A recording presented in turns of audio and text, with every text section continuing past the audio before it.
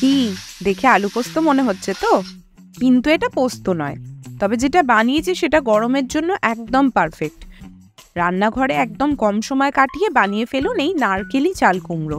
নিরামিষের দিনেও লোক পাত পরিষ্কার করে খাবে। আমি প্রসেনজিৎ নই, তবু আমার গ্যারেন্টি। প্রথমেই চাল কুমড়োর বলি দিতে হবে, গোড়া ডগা বাদ পড়ে যাবে প্রথমেই।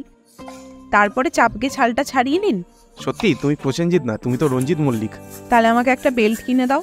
আরে মাথা খারাপ নাকি? তারপর দেখবো আমারই ছাল তুলতে আসছো। এটা কাটার আগে একবার শুধু জল দিয়ে ধুয়ে নেব।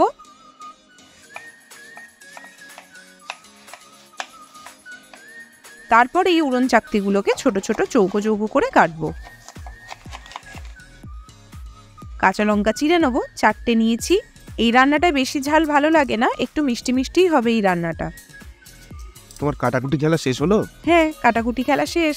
কড়াতে তেল গরম করতে দেবো। খুব বেশি তেল দেওয়ার কোনো দরকার নেই। এটা কি আমি ঠিক শুনলাম? এটা সত্যি তুমি বলছো? আরে হ্যাঁ, সব রান্নায় বেশি তেল লাগে না। একটা শুকনো লঙ্কা গোটা ফোড়নে দিয়ে দেবো। ঝাল লাগবে না, শুধুই গন্ধের জন্য। এর মধ্যে দেবো 1 টিস্পুন কালো সর্ষে ফোড়ন।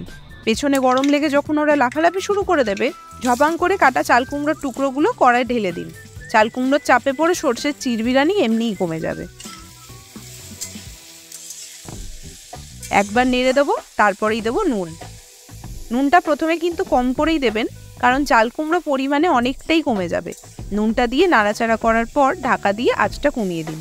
চাল কুমড়োর নিজের জলেই ওকে সেদ্ধ করব। ততক্ষণ যান একটু আইপিএল দেখে আসুন, না হলে শাশুড়ির সাথে ঝগড়া করুন, না হলে বরের সাথে হাতাহাতি।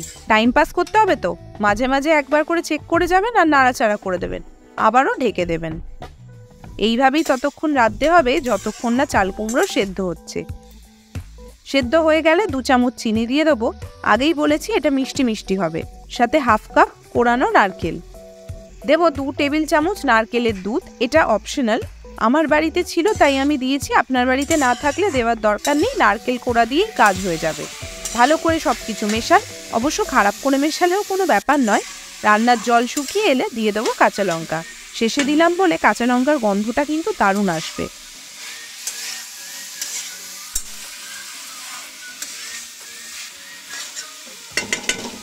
লাস্ট 1 মিনিট শুধু ঢাকা দিয়ে রাখবো।